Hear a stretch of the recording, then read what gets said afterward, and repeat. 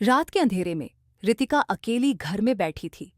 अचानक उसने सुनाई दी एक हल्की सी आहट, जैसे कोई हल्के कदमों से आ रहा हो। वह घबराकर दरवाजे की ओर बढ़ी, लेकिन जब दरवाजा खोला तो बाहर कुछ नहीं था। फिर एक ठंडी हवा का झोंका आया और एक आवाज आई, तुम मुझे पहचानती हो रितिका? वह पलटकर देखी तो उसके पीछे खड़ा था उसका चेहरा, लेकिन उसकी आंखों में वही डर था जो उसने कई साल पहले खुद देखी थी। वह आवाज फिर गूंजी, अब तुम मेरी जगह लेगी।